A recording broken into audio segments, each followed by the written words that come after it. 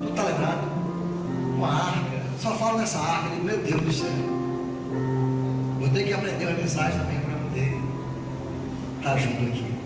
Mas é um prazer muito grande. Levi, aquele homem de Deus que tem me inspirado, aquele que eu procuro para conversar. Já faz um tempo que a gente não faz isso, né?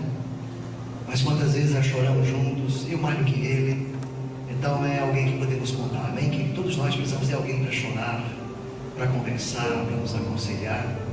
E é muito bom ter o pastor Levi conosco nesta noite. Eu peço que você esteja na sua mão aqui. Vamos orar.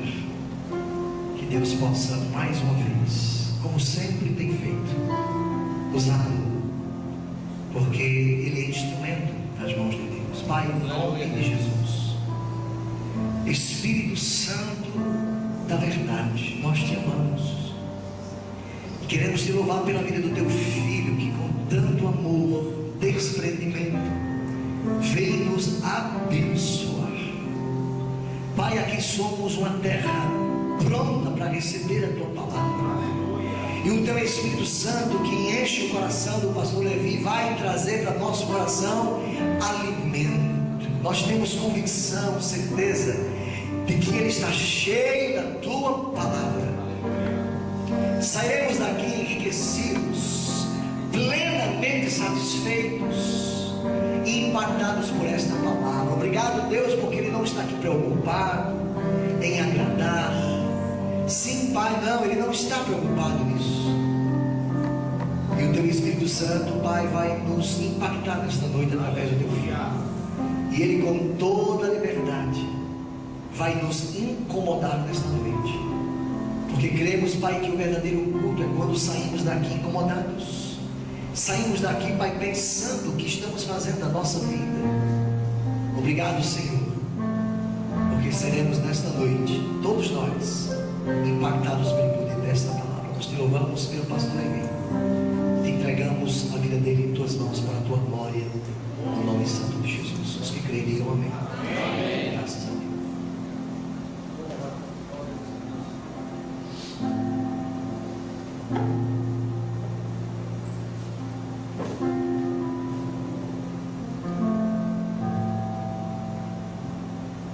Boa noite, irmãos.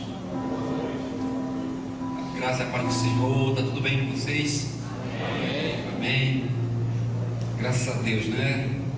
Estamos vivendo aí um período característico na nossa cidade, que é um período onde muita gente acertadamente tira um bom tempo para descansar, para ir às vezes para uma praia, para uma casa de campo, para um condomínio, e junto com a família tira um tempinho para relaxar um pouco, engordar, na verdade, quebrar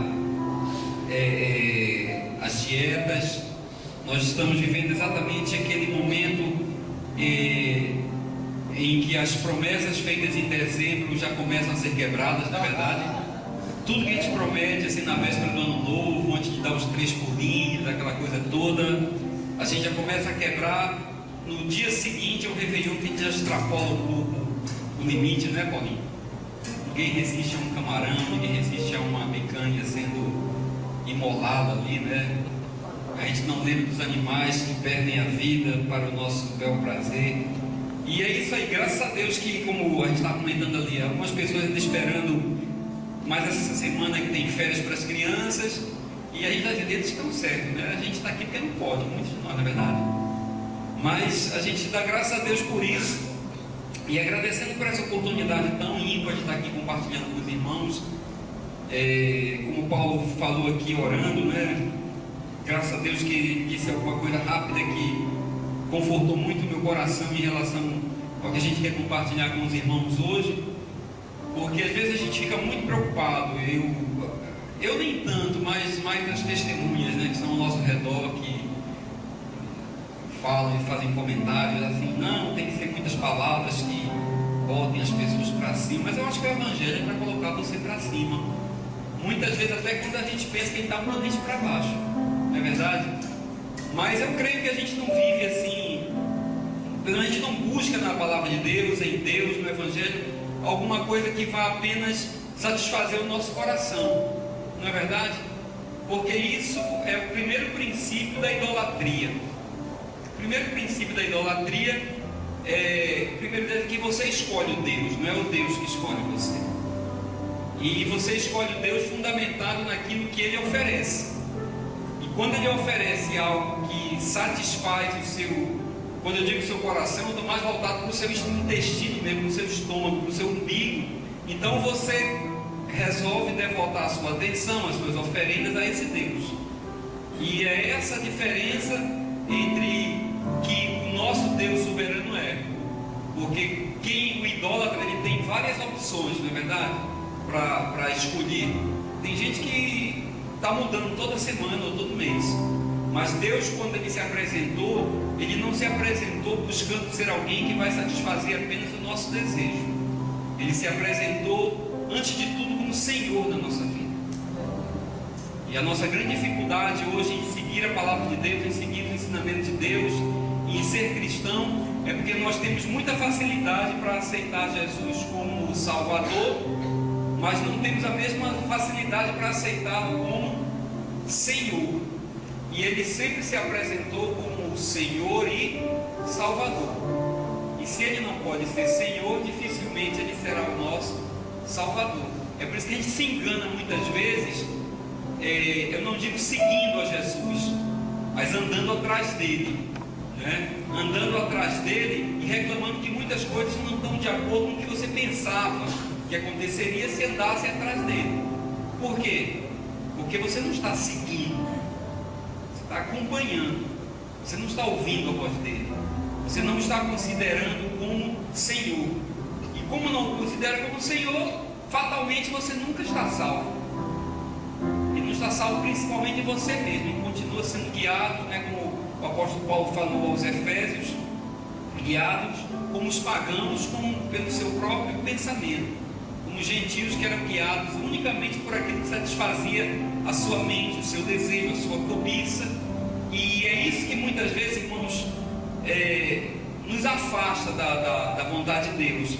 E eu quero compartilhar com vocês um trecho da palavra de Deus, que é um trecho aqui do livro de Atos dos Apóstolos, que fala um pouquinho a respeito dessa vida que Deus apresentou para a gente, esse evangelho que nós pregamos até hoje, o chamado evangelho da graça, não é isso? E a gente às vezes se deixa levar um pouco por essa graça. Há alguns extremistas da graça aí que levam a um ponto onde praticamente você, sei lá, vive fora de uma realidade de Cristo, uma graça que não leva à cruz, que diz que por Cristo ter resolvido tudo, não me resta mais nada além do direito de reivindicar coisas. Mas essa graça esquece uma coisa chamada o amor de Deus, e por causa desse amor a gente continua fazendo muita loucura. Quantas pessoas, quantos pastores, quantos líderes, talvez aqui presentes, né? Eu sou o primeiro deles, que muitas vezes já acordou de manhã e disse: tá bom, eu não preciso disso, eu acho que eu já vou para o céu, não preciso mais estar envolvido nisso, não preciso mais estar passando por isso, não preciso mais estar aguentando coisa de gente, tá bom para mim. E antes que o dia termine, a gente consegue engolir essas palavras, porque é mais forte do que o nosso desejo, porque um dia nós nos submetemos a Deus como Senhor, e por isso Ele nos salvou de nós mesmos. Amém? Então eu quero ler um trecho com vocês, que está aqui no livro de Atos, capítulo de número 16,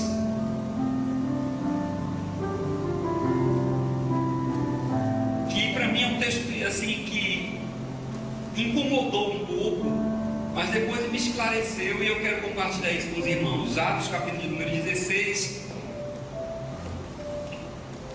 Todos acharam? Já está lido? Ainda não está lido, chega, né? Versículo 1. Chegou, né?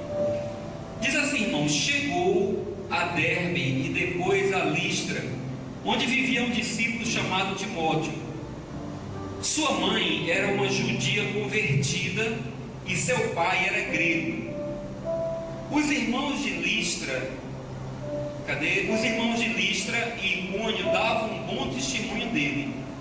Paulo, querendo levá-lo na viagem, circuncidou por causa dos judeus que viviam naquela região, pois todos sabiam que seu pai era grego.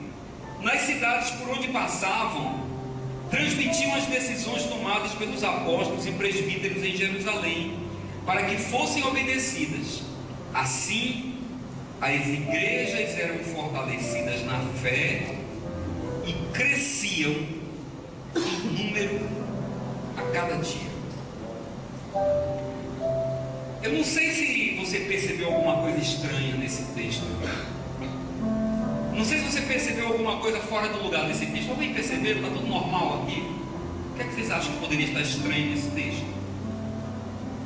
Pode pensar, pode perguntar ao vizinho, pode consultar os universitários. A gente está em casa, né? Isso aqui não é uma palestra de um... Queridos, eu não sei se você percebeu, mas tem um fato aí que logo no começo me incomoda. Por que Paulo chamou um jovem chamado Timóteo, que era um rapaz já com mais de 20 anos de idade, já um homem formado, né? E ele quis levar esse rapaz com ele na sua segunda viagem, e ele fez o seguinte, diz que ele circuncidou Timóteo. Perceberam isso? E a pergunta é, por que ele circuncidou Timóteo? Já pensou? Pegar um homem feito e submeter esse homem a um procedimento que normalmente se faria com uma criança, com um menino? E outra coisa, por que Timóteo se submeteu a isso? Aí você vai dizer, e faz sentido? Eu não sei se os irmãos estão lembrados da história. Já leram esse trecho antes? No capítulo 15 do livro de Atos, a gente vai ver o relato que ele vai tratar a respeito, ele narra a história do primeiro concílio que houve em Jerusalém. E o que aconteceu?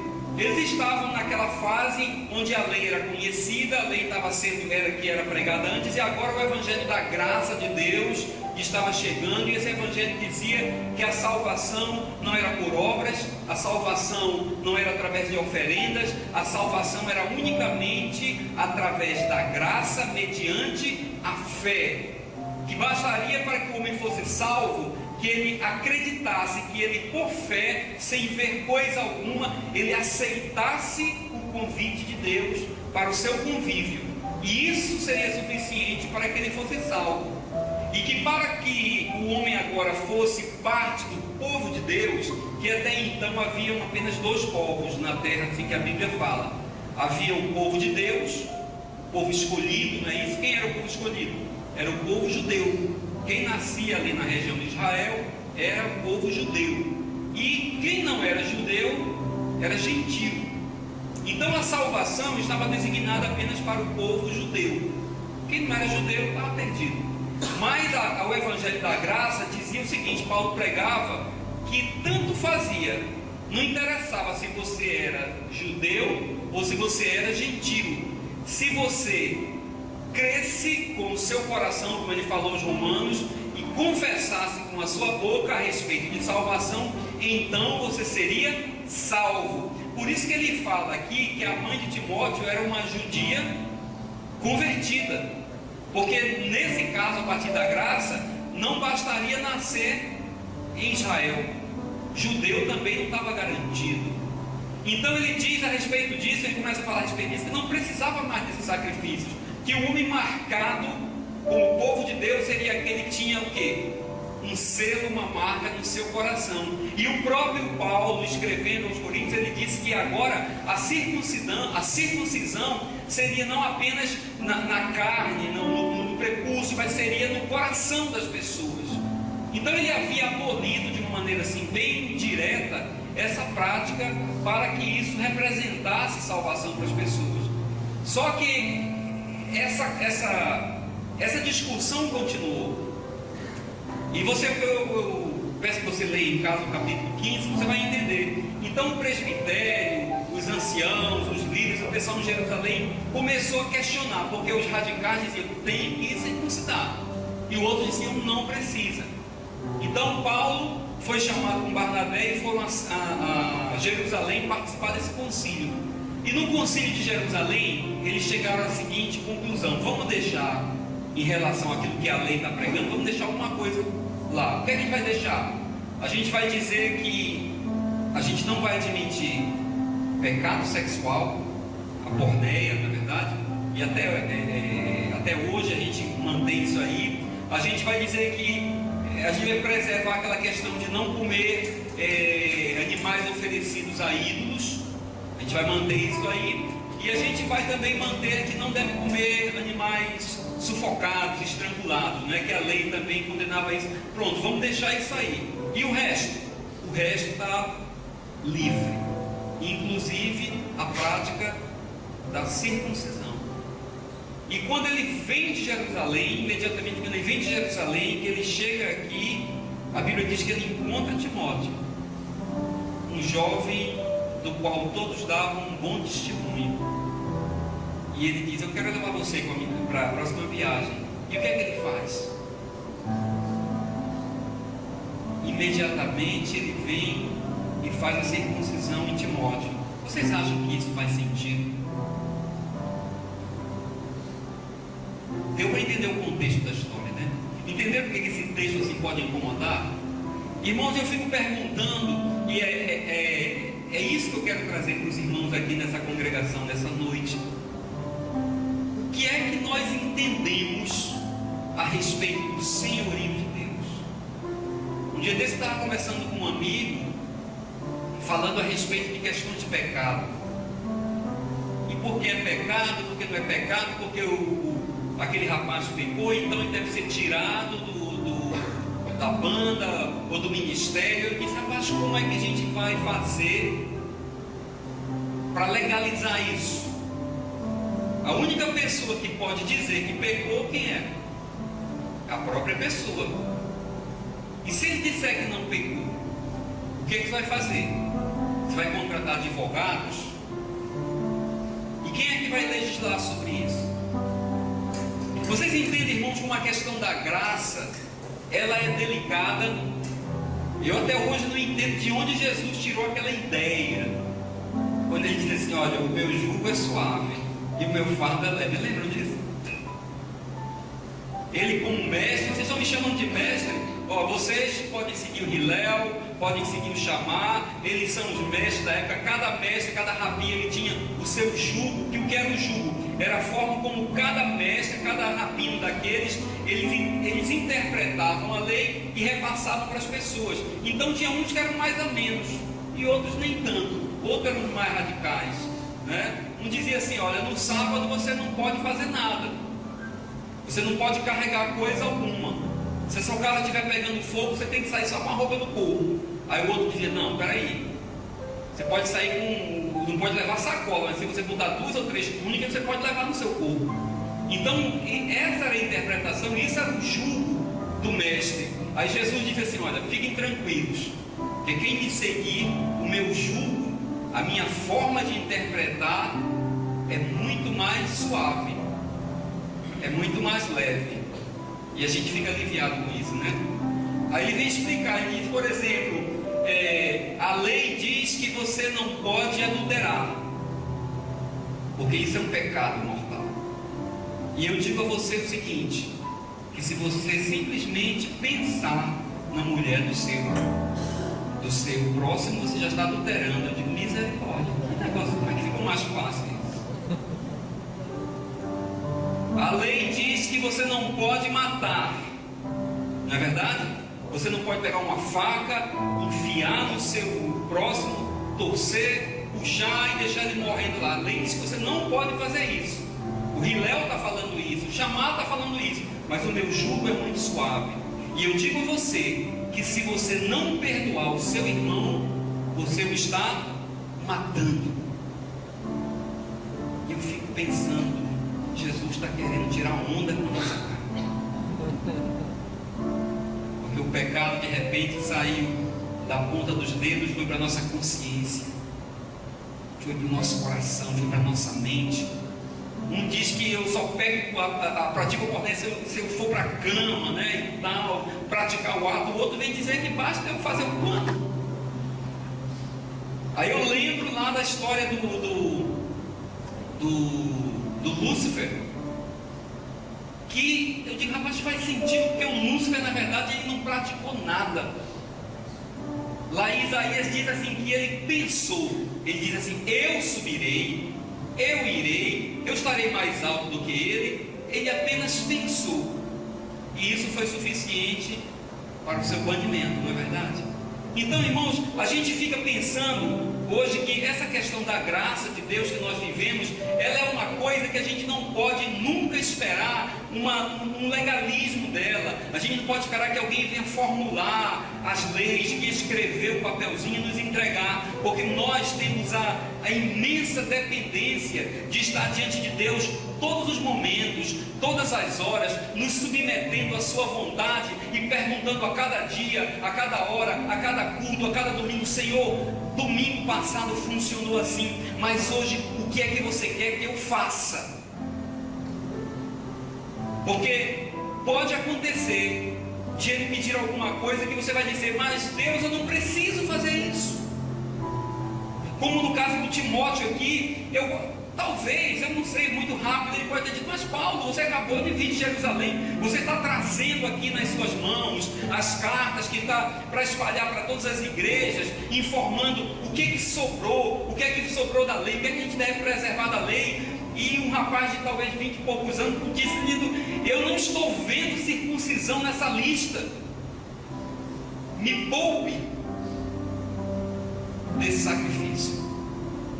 Mas eu entendo que Paulo disse que por causa da mãe dele, irmão, sabe, você entende aqui, eles iam sair para uma missão de pregar o evangelho, e eu entendo que Paulo considerou o seguinte: o que é que vai acontecer nessa missão? Alguém vai chegar e vai dizer: rapaz, esse cara está com você, ele é filho de uma judia, um grego, não é circuncidado, e como é que fica essa história? Eu entendo que Paulo disse: vai surgir muito assunto, vai surgir muita conversa, eu vou ter que explicar muita coisa, eu vou ter que parar para deixar de falar da graça, para falar de assuntos menores como circuncisão.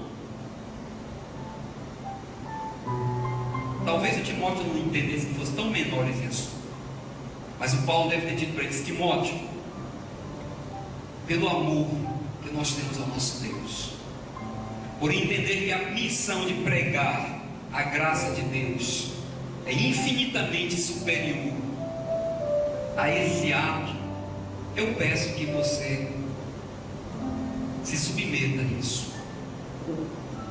Irmãos, a gente está entendendo aqui que o que vale é um evangelho que a gente chama de evangelho da graça e não um evangelho de obrigações. Deus não quer obrigações, Deus não quer ações obrigadas de ninguém. Deus quer que você o siga, que você o obedeça, não por medo, mas simplesmente porque você o ama. Que você se confronte cada dia, não com aquilo que o pastor está falando, não com aquilo que alguém está dizendo, mas que você se confronte cada dia com o amor de Deus. Que você possa entender que não existe sacrifício que se compare com aquilo que Deus fez para nos mostrar esse evangelho. Eu entendo que Paulo fez isso aqui, pediu a Timóteo isso apenas para evitar comentários. Ele podia muito bem sair explicando coisas, como nós muitas vezes perdemos tempo no culto, perdemos tempo diante das pessoas, tentando explicar situações que são secundárias, queridos. Tentar explicar situações que não têm relevância, situações que daqui a 2, 3, 4 ou 5 anos vão se resolver aqui pela terra mesmo, e nós perdemos tempo, o tempo que Deus nos deu, em vez de pregar essa palavra, em vez de pregar a libertação, em vez de pregar a salvação, nós estamos tentando resolver situações que são meramente naturais, que vão se acabar, que não vão influenciar ninguém. Nós precisamos pensar hoje e sair daqui, como o irmão Paulo, na sua oração, orou e foi o que me confrontou para falar sobre isso. Nós devemos sair daqui realmente incomodados perguntando: Deus, até que ponto eu estou pronto para quebrar leis, para sair da zona de conforto, para me desproteger, talvez até da proteção que a própria graça nos dá, em amor à tua palavra, em amor ao teu evangelho, por amor a ti. Me submeter a uma situação ridícula de um homem grande ser circuncidado, coisa de menino, mas me submeter em relação a isso. Irmãos, esses homens que nesse tempo aqui, você ser perseguido pelo amor do evangelho, você ser perseguido por amor ao evangelho, Paulo disse que isso era motivo, sabe de quê? De prazer. Se encontravam dois presos acorrentados numa masmorra, depois de uma surra, um olhava para o outro, sorria e dizia assim: olha, se alegre com isso.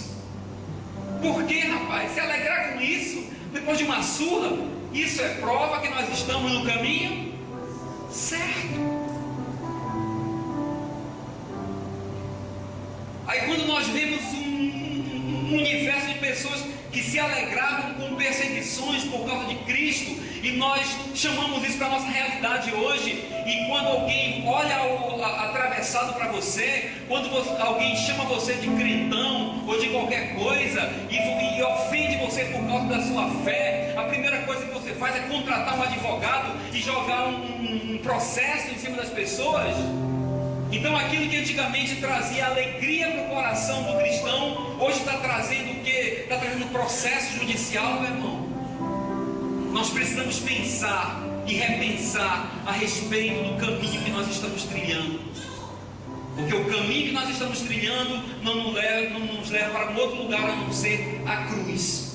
Porque Jesus disse: quem quiser me seguir, negue a si mesmo, esqueça quem você é.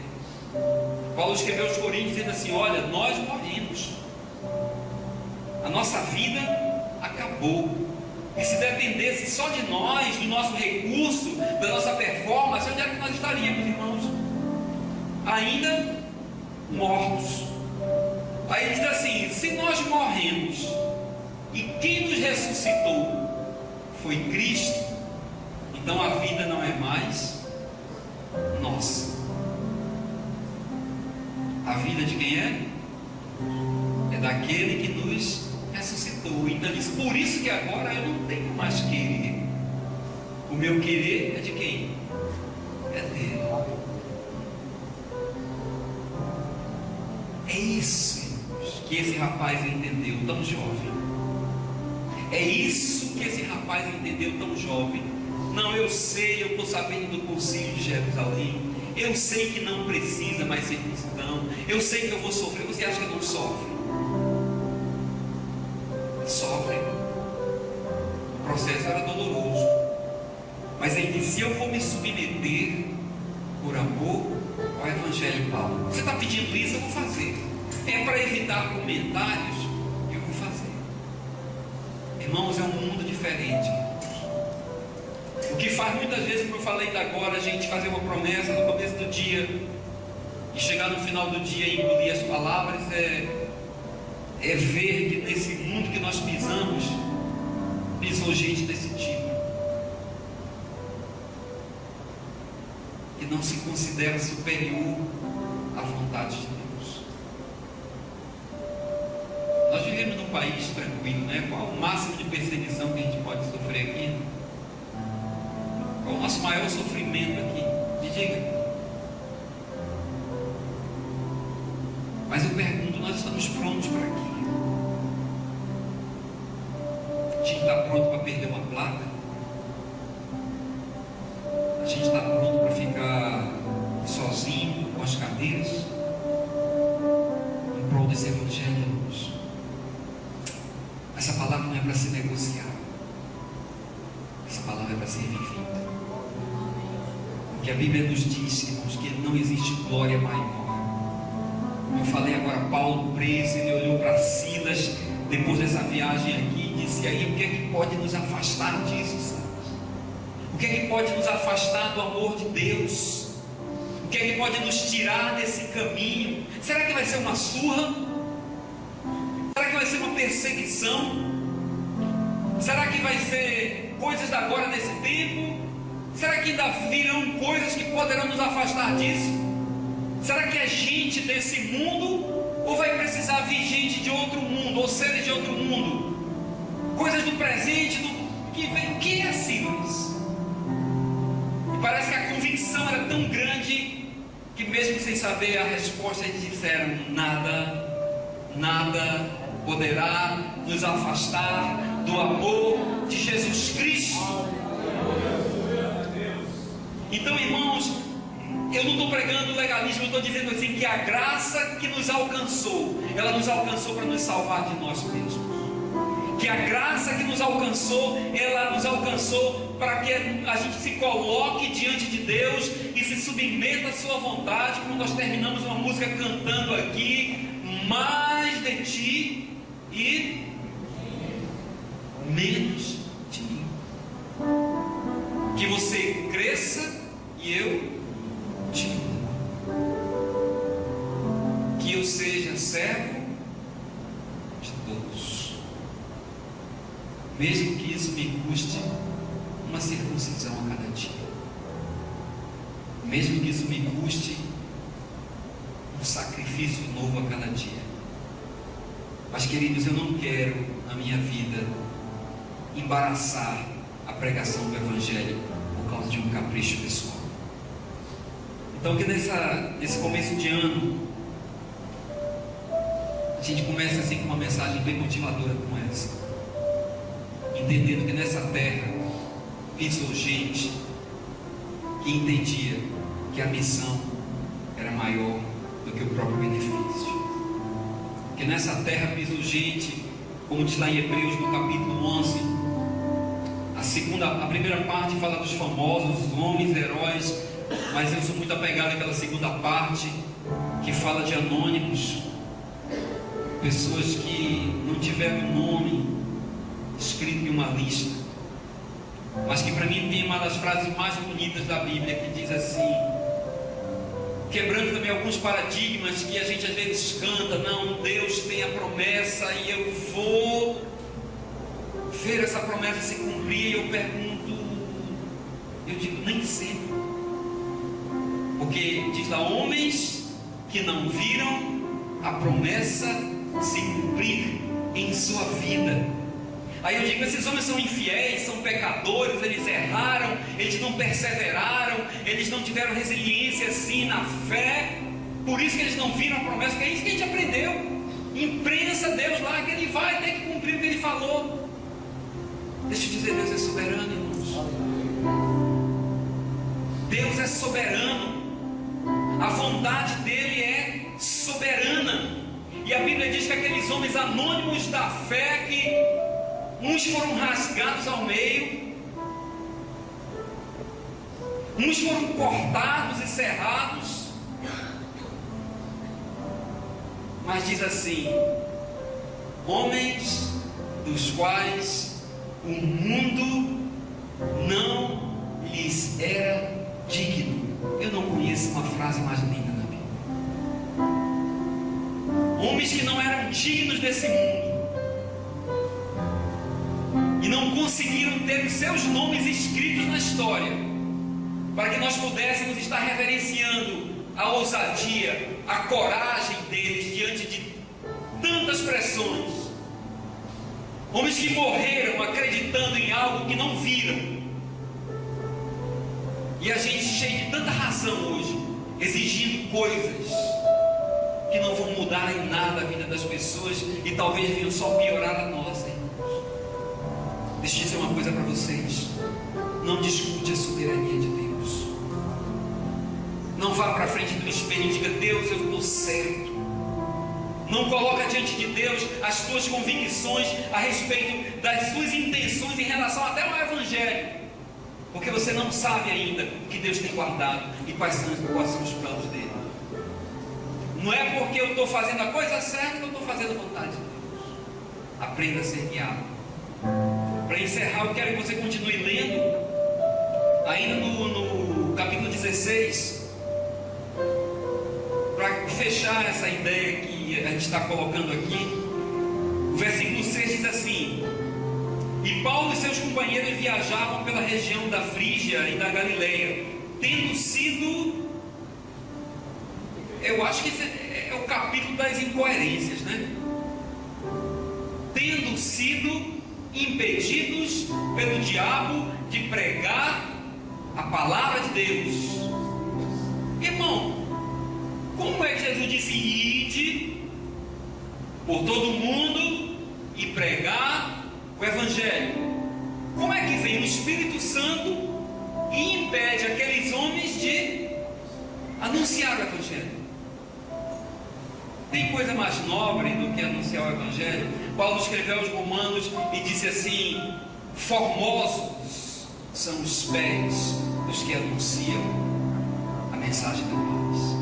Aí aqui diz que veio lá e o Espírito Santo foram impedidos pelo Espírito Santo de pregar a palavra na província da Ásia.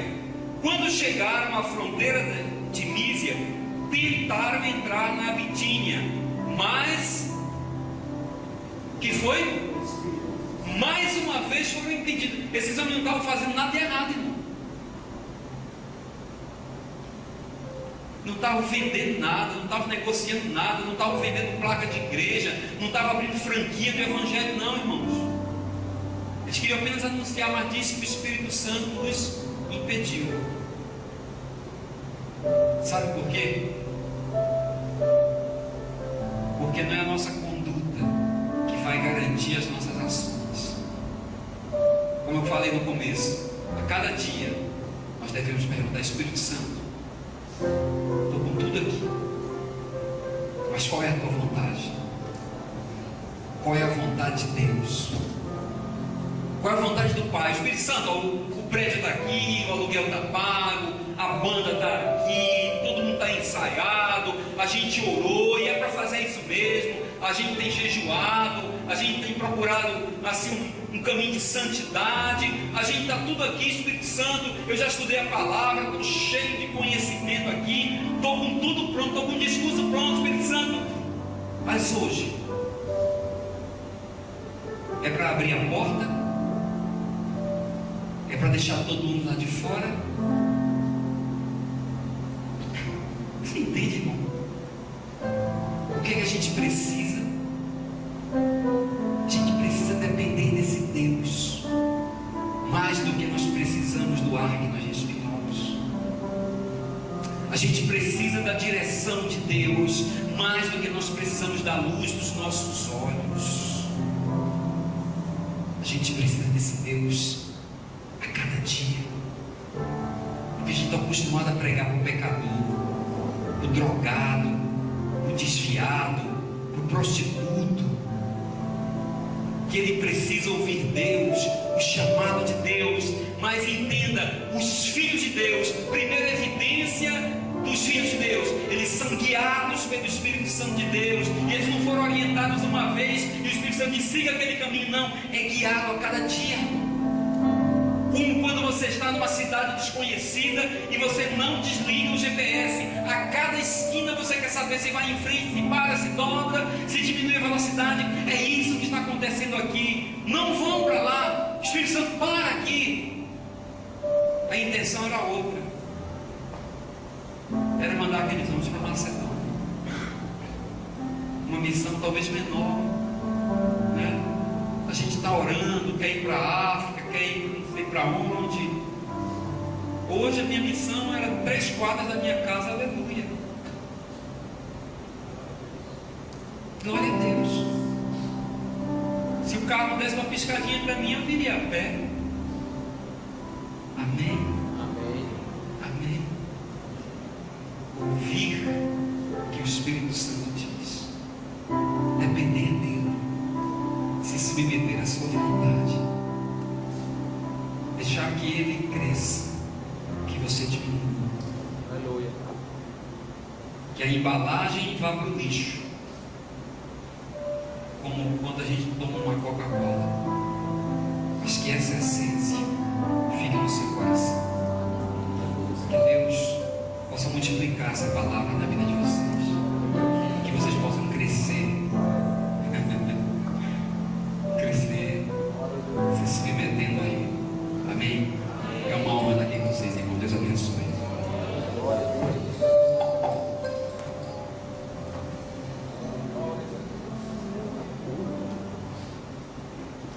a Deus.